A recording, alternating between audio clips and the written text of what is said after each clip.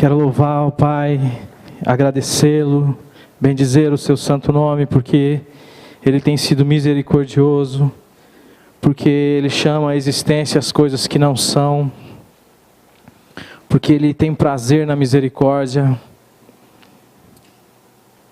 E esta igreja é uma prova disso. Agradeço ao Pai, agradeço a esta igreja, agradeço aos meus irmãos, parceiros de ministério, que hoje aceitaram o desafio de encabeçar este culto com toda a nossa comunidade. Para nós é uma alegria, mas é um temor muito grande também. Que o Pai seja honrado, glorificado, Ele, o seu Cordeiro e o Espírito Santo de Deus. Que essa igreja seja conhecida por ser uma igreja que ama, por pessoas que amam uns aos outros e que se importa uns com os outros e que ama a Deus acima de todas as coisas. Pai amado, louvado seja o teu santo nome, Senhor. Nós te agradecemos por o Senhor estar falando aqui nesta noite e pedimos que o Senhor continue a falar conosco nesta noite. Obrigado, Senhor, por esta comunidade, obrigado pela vida de Cristo em nós.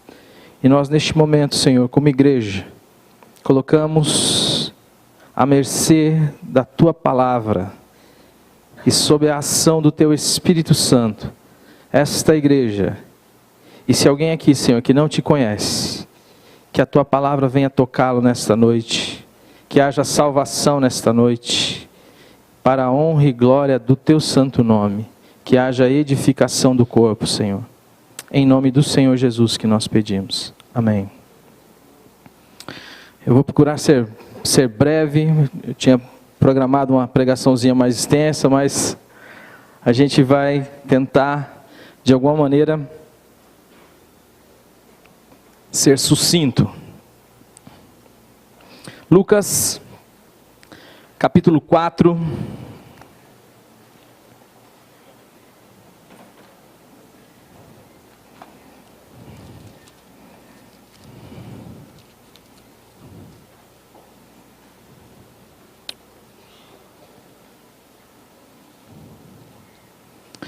A partir do verso 14 até o verso 30.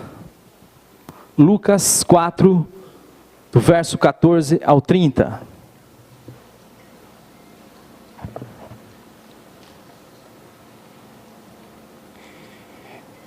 Então, Jesus, no poder do Espírito, regressou para a Galiléia, e a sua fama correu por toda a circunvizinhança, e ensinava nas sinagogas, sendo glorificado por todos.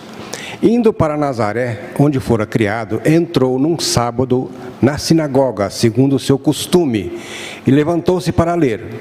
Então lhe deram o livro do profeta Isaías, e abrindo o livro, achou o lugar onde estava escrito: O Espírito do Senhor está sobre mim, pelo que me ungiu para evangelizar os pobres, enviou-me para proclamar a libertação aos cativos e restauração da vista aos cegos, para pôr em liberdade os oprimidos e apregoar o ano aceitável do Senhor. Tendo fechado o livro, devolveu-o ao assistente e sentou-se, e todos na sinagoga tinham os olhos fitos nele. Então passou Jesus a dizer-lhes: Hoje se cumpriu a escritura que acabais de ouvir. Todos lhe davam testemunho e se maravilhavam das palavras de graça que lhe saíam dos lábios. E perguntavam: Não é este o filho de José? Disse-lhes Jesus: Sem dúvida, citar-me-eis este provérbio: Médico, cura-te a ti mesmo. Tudo o que ouvimos ter se dado em Cafarnaum, faze-o também aqui na tua terra. E prosseguiu: De fato, vos afirmo que nenhum profeta é bem recebido na sua própria terra. Na verdade vos digo que muitas viúvas havia em Israel no tempo de Elias, quando o céu se fechou, por 3 anos e 6 meses, reinando grande fome em toda a terra. E a nenhuma delas foi Elias enviado, senão a uma viúva de Serepta de Sidom. Havia também muitos leprosos em Israel nos dias do profeta Eliseu, e nenhum deles foi purificado, senão Naamã, o Ciro. Todos na sinagoga, ouvindo estas coisas, se encheram de ira, e levantando-se, expulsaram-no da cidade e o levaram até ao cimo do monte, sobre o qual estava edificada, para de lá o precipitarem abaixo. Jesus, porém, passando por entre eles, retirou-se. Eu gostaria que os irmãos prestassem atenção em 2 versículos específicos. Primeiro, o 22, diz assim: todos lhe davam testemunho e se maravilhavam das palavras de graça que lhe saía dos lábios, e perguntavam: não é este o filho de José? E o 28, todos na sinagoga, ouvindo estas coisas, se encheram de ira. A cena é a seguinte: Jesus entra numa sinagoga, toma o rolo do profeta Isaías, então anuncia o que seria a sua missão, explica o que seria a sua missão.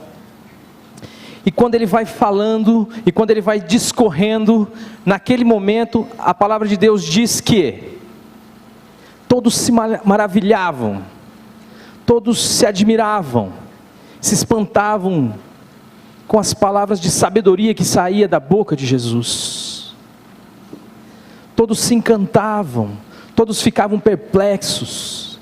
Não é esse o filho do Zé? Quem é esse rapaz? Quem é esse que fala desse jeito? Quem é esse que fala estas coisas? E de repente esta cena sai de uma admiração, de um processo de contemplação, de encantamento, e a Bíblia fala que as pessoas se iraram. Uma ira tomou conta do coração destes homens, daquelas pessoas que estavam admiradas com o ensino de Jesus. Agora elas já não se admiravam mais, agora elas odiavam Jesus. E a pergunta que eu faço é: o que aconteceu? O que aconteceu entre este tempo da admiração e este tempo da ira? O que suscitou nestes homens tamanha ira, tamanha raiva, capaz de querer jogá-lo, matá-lo? O que aconteceu aí? Eram homens piedosos, homens que estudavam a palavra, homens que tinham um procedimento religioso padrão, acima da média, aliás, homens que, cumpridores da lei, que estavam ali para aprender, para estudar, que se achavam piedosos, que se diziam filhos de Deus, cumpridores da palavra de Deus, um povo escolhido por Deus. O que aconteceu para que tamanho sentimento surge no coração deles? O que aconteceu? O que aconteceu está nas entrelinhas. Jesus fala para eles o seguinte: eu queria dizer para vocês que havia muitas viúvas em Israel. E eu queria dizer para vocês que haviam muitos leprosos em Israel.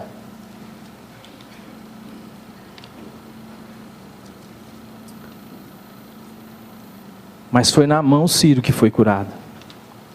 Quando Jesus diz isso, Jesus está expandindo a sua missão e está dizendo para este grupo que ele não é propriedade exclusiva da religião judaica, que ele veio para todos, e ele nivela então os judeus e os gentios, aqueles que não conheciam a palavra, aqueles que não tinham um padrão religioso, aqueles que, aos olhos da religião, eram pessoas deploráveis, pessoas indignas. Era isso que aconteceu. Eles se iraram porque Jesus não fez acepção de pessoas, e porque Jesus se disse e confirmou a sua missão e a sua vocação de Messias, de libertador. Mas ele disse que esse Messias não era propriedade exclusiva da nação de Israel, não era propriedade exclusiva da religião, mas ele veio a todos, aos pobres, aos oprimidos, aos presos, aos cativos. Assim como ele já havia se revelado no Antigo Testamento, quando foi curado Naamã, o sírio. E isso irritou profundamente os religiosos da época. Mas aonde está esta raiz? Por que isto? Da onde surge essa irritação? Da onde vem este desejo de ser maior do que o outro? Da onde vem este desejo e esta facilidade que a raça humana tem de usar da religião como um predicado para que me diferencie dos demais, de maneira que eu não seja como os demais homens? De onde vem isto? Eu tenho visto e acompanhado no meu dia a dia, e as questões que a gente ouve aqui ou ali, e que a gente pode testemunhar ou aqui ou ali.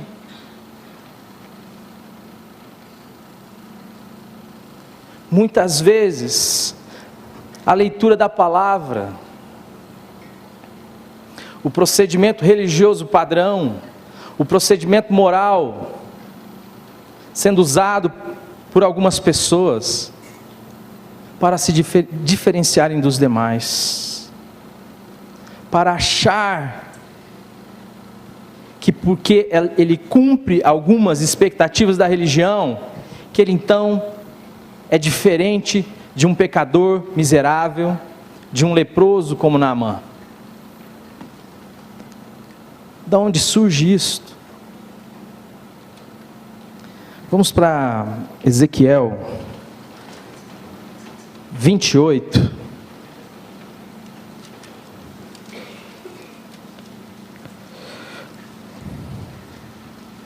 A partir do verso 12.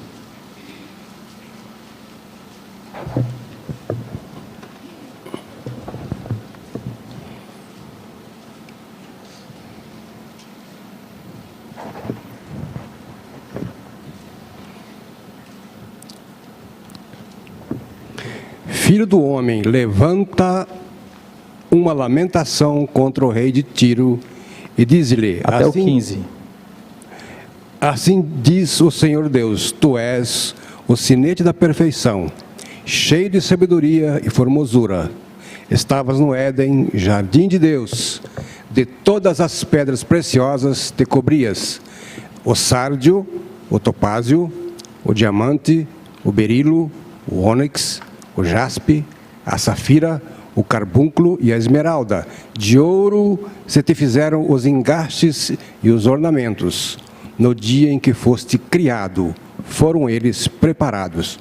Tu eras querubim da guarda ungido, e te estabeleci. Permanecias no monte santo de Deus, no brilho das pedras andavas.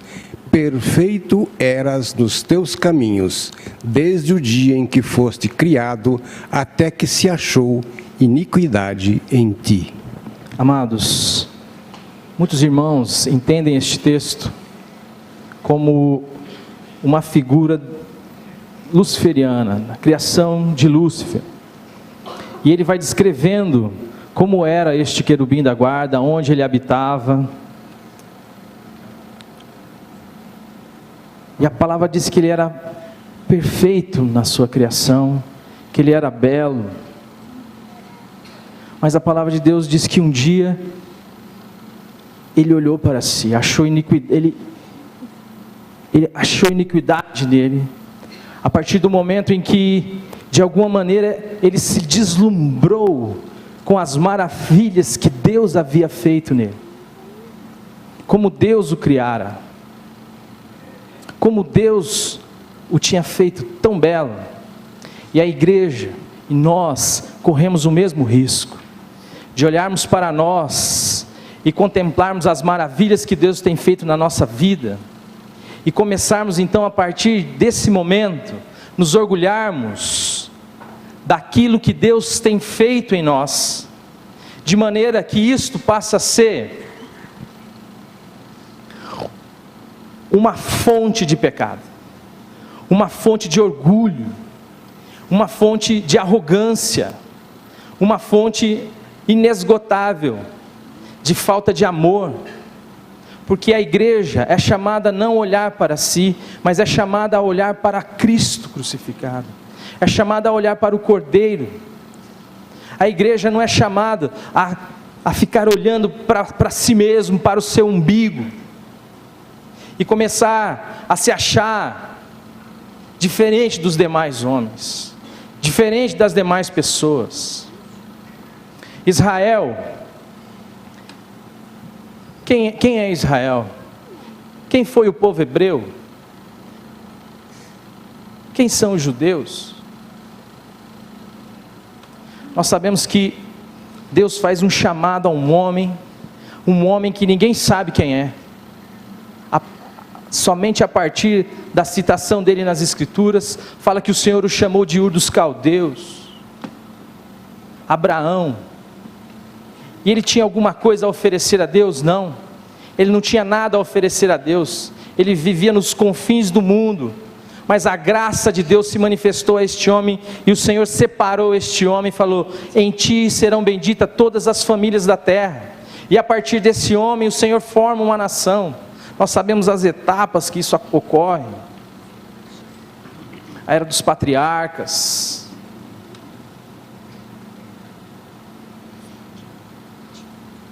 Deus forma um povo e escolhe este povo, mas a aliança que ele havia feito com Abraão, lá no capítulo 12 de Gênesis, era que o propósito da sua vocação era abençoar todas as famílias da terra. Era um chamado global, não era para Israel, não era, naquela época não era Israel, não era para o povo hebreu voltar-se para si mesmo, para o seu umbigo, e começar a se maravilhar com as bênçãos que Deus estava derramando sobre aquele povo. Mas Deus tinha um objetivo claro: eu quero abençoar os povos, eu quero me revelar aos povos, eu quero me anunciar salvadoramente aos povos. E falou que este povo seria a luz dos gentios. E nós hoje, irmãos, como igreja, somos o Israel de Deus, somos o povo que Deus escolheu, mas nós não podemos nos entender como melhor que os demais, porque senão morreremos na nossa missão, não anunciaremos as virtudes daquele que nos chamou das trevas para a luz, mas ficaremos contemplando o nosso umbigo e dizendo: ó como nós somos abençoados, ó como eu não bebo, eu não fumo. Nosso padrão de santidade começa a ficar legalista. Se isso for um padrão de santidade, eu quero dizer que na minha casa a pessoa mais santa é o meu gato. Ele também não bebe, não fuma, não diz palavrão. Mas, meus amados, o que Deus fez na sua vida, Ele quer fazer na vida do seu parceiro, do seu cunhado, do seu irmão, do seu amigo de trabalho. E Moltmann arrisca dizer que se uma igreja não entende a sua missão, ela não pode nem ser chamada de igreja. Eu tive a oportunidade de viajar com o Glenn nesse final de semana, e eu estava olhando algumas questões e observando Nós precisamos anunciar a Jesus Cristo, gente. Nós precisamos anunciar em Cristo a salvação de todos os povos. Quantas pessoas, ele passou por umas crianças andando, e ele falou assim: eu nunca mais vou ver essas pessoas. Nós não podemos nos entender e entender nosso papel de novos nascidos, de trazidos para a luz, para vivermos para nós mesmos. Não é isto que a cruz nos diz. Não é isto que o Espírito da cruz revela e que a mensagem da cruz nos fala. A mensagem da cruz é a mensagem de amor e uma mensagem de dar-se. Aí você sonhou, Morano? Não. A palavra de Deus diz que Deus amou o mundo e por isso nos deu o seu Filho. E você e eu somos hoje povo de Deus, nação de Deus, sacerdócio real. Não é isso que nós nos gabamos? E o que faz um sacerdote, me diga? Qual é a função de um sacerdote? Se não é levar Deus ao povo e o povo a Deus. A palavra de Deus diz que Deus confiou isso a mim, a mim e a você. Um ministério da reconciliação. Quantas pessoas estão indo para o inferno, estão passando por nossa volta, e nós somos indiferentes, e gabamos, e batemos no peito, porque nós somos cristãos, apontamos os seus erros, dizemos que são pecadores.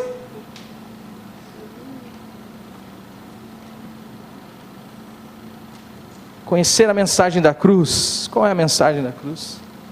A mensagem da cruz é que Deus amou o mundo de tal maneira que deu o seu Filho unigênito.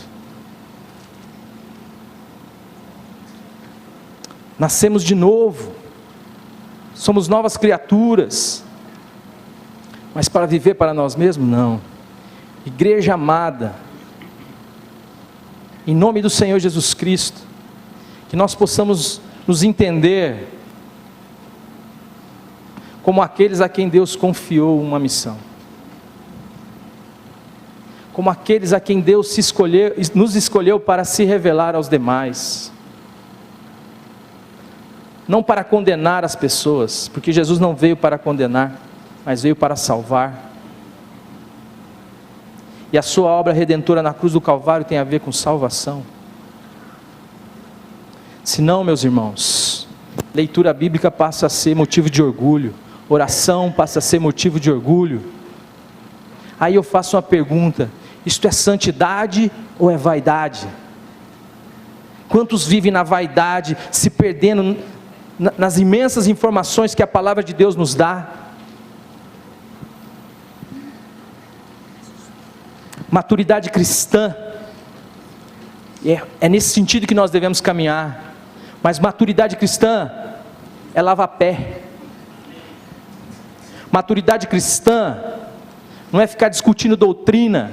Maturidade cristã é se tornar como uma criança, dependente. Maturidade cristã é amar o inimigo, é para menos. Qualquer postulado, qualquer religião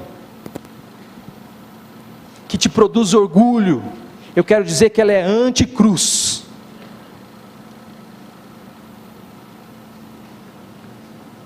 Tudo aquilo que é anticruz quer nos exaltar, até que alcancemos o céu e o trono de Deus e nos assentemos no lugar de Deus, no comando das nossas vidas, e esfreguemos o nosso padrão moral e a nossa religiosidade na cara dos demais e dizemos: não são como nós.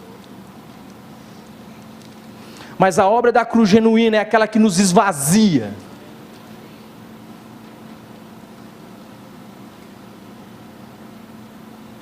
Nos esvazia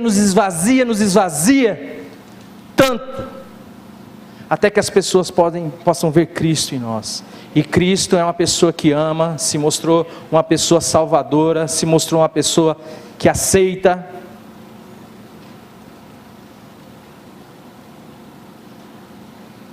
Nós precisamos ter cuidado, meus amados. Em nome do Senhor Jesus Cristo, nós precisamos ter cuidado, como igreja de Deus. Você e eu, se somos filhos de Deus, nascidos de Deus, não podemos cometer o mesmo erro de Israel, que olhou para si. Eu poderia me estender mais nesse estudo, mas eu não quero. Mas vai lá entender o momento do exílio, por que aquele povo foi exilado. A palavra de Deus fala que ele foi infiel ao chamado de Deus.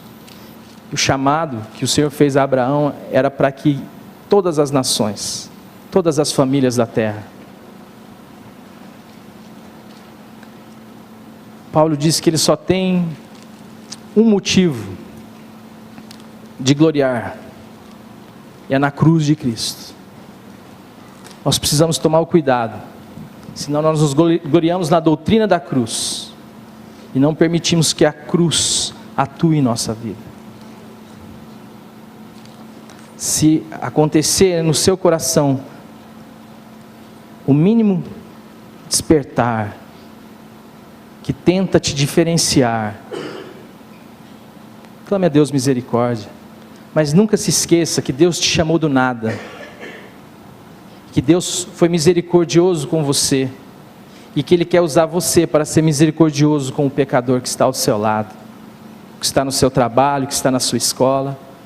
Uma juventude que ama a Deus acima de todas as coisas, uma juventude que ama o perdido.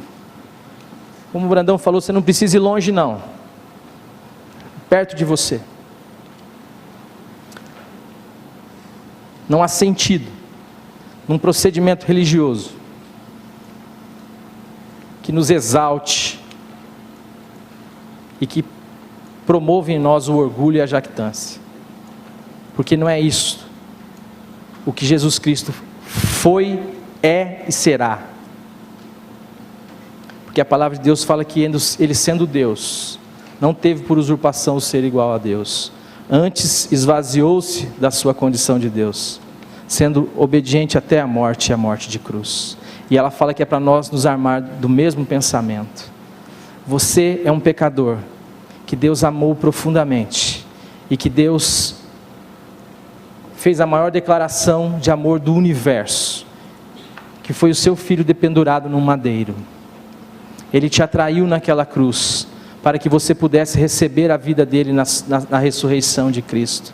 Não para fazer de você um crente religioso, orgulhoso, mas para fazer de você uma luz para os gentios, para fazer de você um instrumento de bênção na vida das pessoas que estão nas trevas, e que não conhecem o amor de Deus, a aceitação de Deus, e que o máximo que elas ouviram falar de Deus é um bando de leis e de regras, e de religiosidade.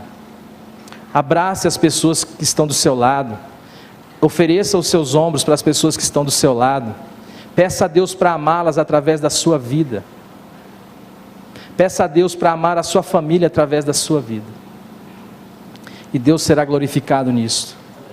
Quando você olha para os avivamentos, ninguém descobre algo extraordinário, simplesmente se volta para uma verdade nas Escrituras que já foi revelada.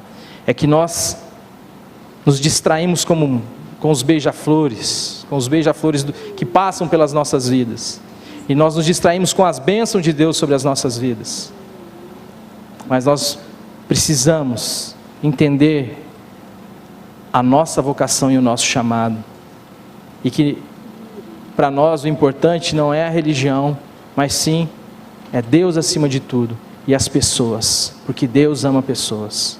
Uma igreja que se ama, e o Senhor fala que os seus discípulos seriam reconhecidos neste ponto, que eles se amariam uns aos outros, amar uns aos outros e amar ao próximo.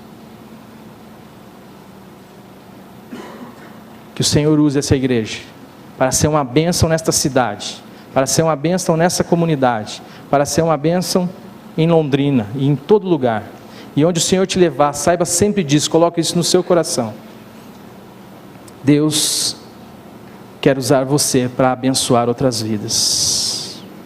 E se você não conhece a Jesus Cristo, meu querido, se para você Jesus Cristo é uma religião, eu quero dizer para você que Ele é uma pessoa, e que Ele ama você profundamente, e que Ele conhece cada pecado seu, mas que Ele já pagou pelos seus pecados. Ele só pede que você se arrependa, e a palavra dele é capaz de produzir arrependimento no seu coração. Curve o seu joelho diante dEle, na sua casa, em qualquer lugar, clame a Ele misericórdia. Ele diz que um coração quebrantado e um espírito contrito Ele não desprezará. Só haverá sentido para a sua vida o dia que você perder a sua vida para ganhar a de Cristo. Só haverá sentido para a sua vida o dia que Jesus Cristo for a sua vida. Você só terá paz o dia que Jesus Cristo for a sua vida. Não há solução para este mundo, não há solução para você, porque só Cristo é a resposta para a sua vida. Pai amado, em nome do Senhor Jesus Cristo, nós queremos te louvar e te engrandecer, Senhor. Te agradecer pela tua bondade, por tudo quanto o Senhor tem feito em nós. Mas, Pai, não nos deixa distrair, Senhor, com aquilo que o Senhor tem feito em nós. Não nos deixe olhando para nós mesmos, Senhor, mas que nós possamos prosseguir para o alvo, Senhor, para o prêmio da soberana vocação em Cristo Jesus. Que Jesus seja o nosso alvo, Senhor, e que nós como igreja, Senhor, não percamos a missão. É a missão que eu digo, Senhor, nós não temos missão, mas o Senhor tem uma missão, que é de salvar e restaurar este mundo, Senhor. Que nós possamos fazer parte, Senhor, nós só te pedimos isso. Nos dá o privilégio de sermos instrumentos teus, naquilo que o Senhor está fazendo no mundo, porque o Senhor começou e o Senhor vai terminar, Senhor, e nada pode impedir isso. Ainda que nós, como igreja, não quisermos lhe ajudar, Senhor, o Senhor vai terminar, mas nós como igreja queremos lhe pedir, Pai, usa-nos, Senhor, para salvar as pessoas, para amar as pessoas, para ajudar as pessoas. Faz de nós uma igreja que está aos teus pés, dependendo de ti para todas as coisas, Senhor, e anunciando em Cristo Jesus a salvação para todos. Em nome do Senhor Jesus, peço que o Senhor nos livre do nosso pecado da soberba, Senhor, e do orgulho. Tem misericórdia de nós, meu Pai, tem misericórdia de nós, em nome do Senhor Jesus, amém. A mensagem que você acabou de assistir faz parte do Ministério de Comunicação Palavra da Cruz. Temos um grande acervo de estudos bíblicos em áudio e vídeo. Distribuímos também gratuitamente o jornal mensal Palavra da Cruz. Entre em contato conosco pelo fone fax 0 operadora 43 3322 3037 ou pelo e-mail com@palavradacruz.com.br. Visite-nos também pelo site www.palavradacruz.com.br. Graça e paz.